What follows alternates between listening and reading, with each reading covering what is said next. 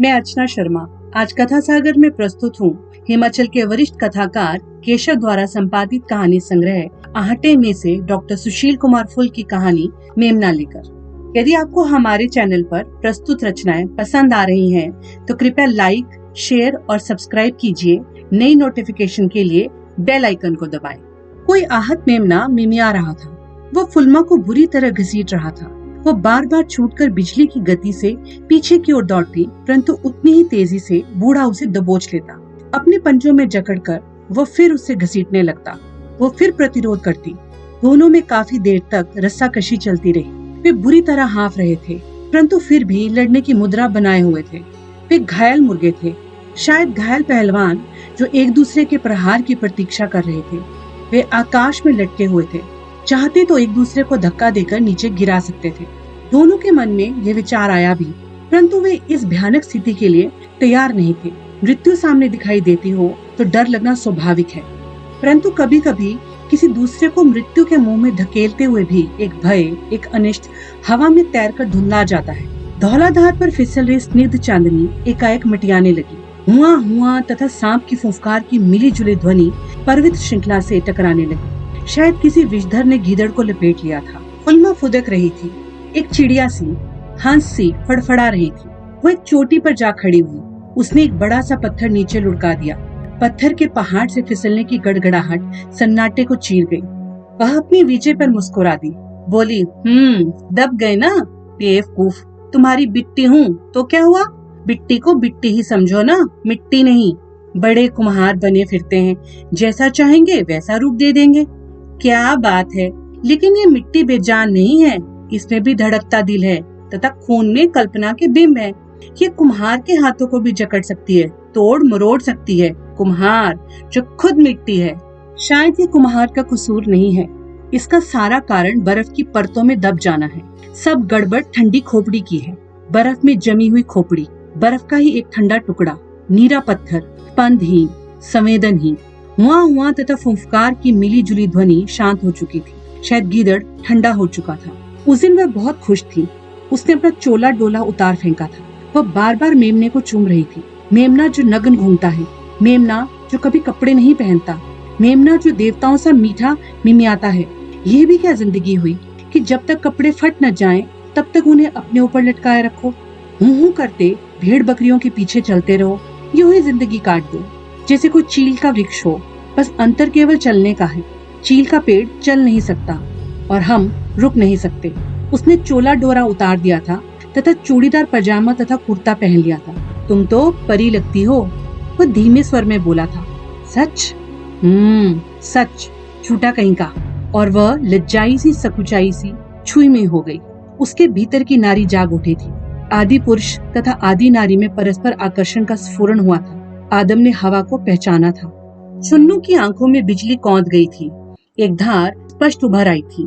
इससे पहले भी वे मिले थे, परंतु परिचय धीरे धीरे आत्मीयता में बदलता गया था। यह मिलना बहुत बार तो नहीं, परंतु वर्ष में एक बार अवश्य होता है। सर्दियां बीत जाने पर जब सब गद्दी अपनी भेड़ बकरियां लेकर पर्वतों पर चढ़ने लगते, अपने घर लौटाने के लिए गुनगुनाते, तभी गुज्जर लोग अपनी भैंसों की डार को लेकर मैदानों को छोड़ पर्वतों पर आ पहुंचते। यही वह स्थल होता था जहाँ फुलमा और चुन्नू की भेंट हो जाती। बस साल में एक या दो बार। वर्ष भर विरह छाया रहता।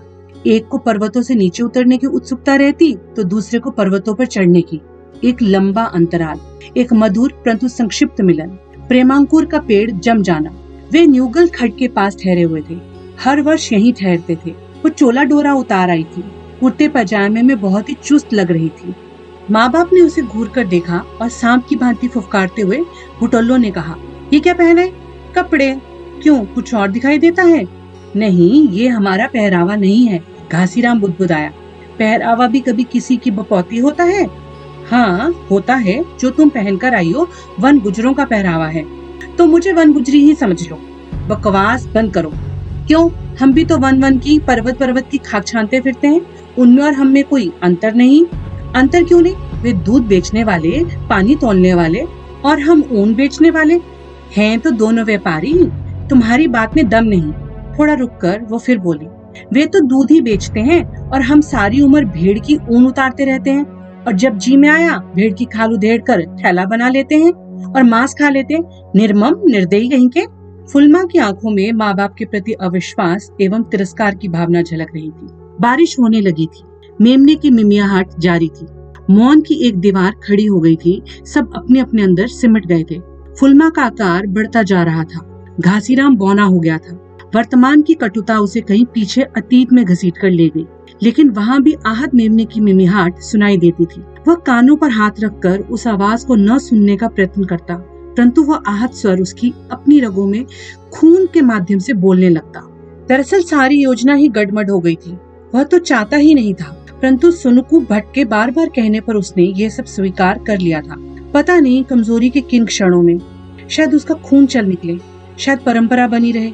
उसने बढ़िया सा मेमना चुन लिया था, लेकिन फिर सुनकू ने कहा था, घासी मेमना तो दान कर दो। और नहीं, मैं ऐसा हरगिज नहीं कर सकता, कभी नहीं। घासी का दयालु इंसान चौंक उठा था, चिल्ला उठा था, लेकिन सुनकू कई दिन तक उसे उकसाता रहा था, भड़काता रहा था, उज्जवल भविष्य के सपने दिखाता रहा था। एक नन्हा सा बाल गोपाल होगा, मेमने जैसा, कोमल सा, सुंदर सा, जो जीवन का आधार बनेगा। उसका विश्वास डगमगाने लगा था। अपने से बढ़कर संसार में कुछ भी तो नहीं। फिर एक दिन सुनकू ही अचानक दो नन्ही नन्ही आंखों को घेर लाया था। घासी घटना की कल्पना से ही रिरिया उठा था। वो बार बार न करता रहा। सुनकू के सब्र का बांध टूट रहा था। वह उन नन्ही आंखों को ललचाकर नीचे न्यूगल खड्ड में ले गया था। धारा के उस पार वृक्षों की आड़ में मेमना भी वहीं बांध दिया गया। धारा के इस पार वो घासी को मनाता रहा था, ये लाओ वह लाओ, घबराओ नहीं। परंतु घासीराम का दिल बड़ी बेरहमी से धड़क रहा था। अनिष्ट की आशंका, एक भय, एक अपराध भावना। पानी बरसने लगा था। सुनकू जल्दी काम संपन्न करने के लिए उकसा रहा था। अंधेरा पहले ही सघन होता जा रहा था। घासी तैयार नहीं हो पा रहा था। पानी की धारा तेज होती जा रही थी। तूफान, भयंकर तूफान छा गया था। इस जालिम ने भी आज ही अपना रूप दिखाना था। सुनकू को उतावली लगी थी। मेमना उसे मिल जाएगा। उधर घासीराम खुश था। धारा का बढ़ना तथा पानी का चढ़ना उसे राहत दे रहा था। धारा के पार चार नन्ही नन्ही आंखें चमक रही थी, आतंकित आंखें। कहीं अचानक हो जाने का भय, या कमरे में बंद हो जाने की अनुभूति, या जंगल में हिंसक जानवरों के बीच पड़ जाने की स्थिति। बहुत देर तक रोने की आवाज जैसा कुछ सुनाई देता रहा। फिर धीरे धीरे आवाजें वर्षा की गड़गड़ाहट में विलीन हो गई। मेमने ने मिमियाना बंद कर दिया था। रात भर बारिश होती रही।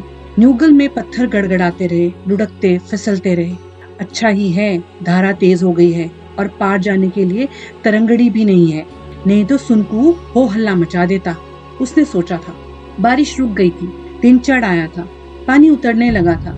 सुनकू उस पार पहुंचने के लिए तिल मिला रहा था। अंत में दोनों उस पार पहुंच गए थे। नन्हा तथा मेमना शांत थे। शायद रात भर की बारिश तथा ठंड ने उन्हें थका दिया था। सुनकू ने नन्हे को हिलाया तो उसकी चीख ही निकल गई। काला भयानक फंदर फुफकार रहा था। दोनों बेताशा भागे। सुनकू तो सांप की जकड़ में आते आते बचा। घासीराम कांप गया था। इतना अपराध, ऐसा भयानक अपशगुन। सोते जागते उसे दो नन्ही आंखें दबोचे रहती। वह बदहवा सा घूमता रहता और बुदबुदाता, अच्छा ही हुआ बारिश होने लगी थी, अच्छा ही हुआ, लेकिन मैंने कुछ नहीं किया। उसकी इच्छा से ही सब कुछ हुआ। जीवन तो बस कांच का गिलास है जो कभी भी गिरकर टूट सकता है। मिट्टी का बर्तन बनाने वाला भी वो, तोड़ने वाला भी वो। फिर उसे लगता जीवन तो गद्दी के मेमने के समान है। क्या पता किस मोड़ पर वो उसे काट कर अपने देवताओं को खुश करने लगे। दो नन्ही नन्ही सुंदर सी आंखों की चमक असमय ही बंद हो गई थी। सुनकू ने उसे उकसाया था, लेकिन वो स्वयं भी तो डामाडोल था। नहीं, सब दोष सुनकू का ही था। ऐसा सोचकर उसे थोड़ी राहत मिलती। उसे हर बालक में वही दो आंखें दिखाई देती। सर्दियों में जब भी वो अपनी भेड़ बकरियों को लेकर नीचे उतरता था, न्यूगल खड्ड के पास से गुजरता, तो उसकी आंखों में भय भर जाता। शायद वो यहीं कहीं भटक रहा हो। आत्मा तो भटकती ही होगी। कभी उसकी इच्छा होती कि नन्हे की आत्मा उसे आकर दबोच ही ले, तो इस अशांति से मुक्ति तो मिले। वो खोया खोया रहता। फिर उनके जीवन में फुलमा का पदार्पण हुआ। बुटोल्लू तथा घासी बहुत खुश थे, परंतु फुलमा अजीब सी लड़की थी। उसकी आंखों में एक प्रश्न चिन्ह दिखाई देता था। शायद वही नन्ही आंखें, शायद उसी ने जन्म लिया हो। वह सोचता। अभी वो 5-1 साल की ही थी कि न्यूगल के निकट पहुंचकर बोली, बापू चलो नीचे चलें। क्यों? मैं आपको एक वृक्ष तथा पत्थर दिखाऊंगी। फिर दोनों बोलते हैं। क्या कहा? बोलते हैं? वो घबरा गया था। फुलमा ठीक उसी स्थान पर पहुंच गई थी जहां उन नन्ही आंखों की चमक विषधर की कुंडली में विलीन हो गई थी। वो बेताशा भागने लगा था, पत्थरों पर पड़ता गिरता उछलता कूदता दौड़ रहा था। उसकी दौड़ अनंत थी, उसका मार्ग छोर था। फुलमा ने पुकारा था, बापू रुक जाओ, लेकिन वो नहीं ठहरा। वो भाग रहा था, अपने आप से दूर। वृक्ष बोल रहा था, यही वो स्थल है।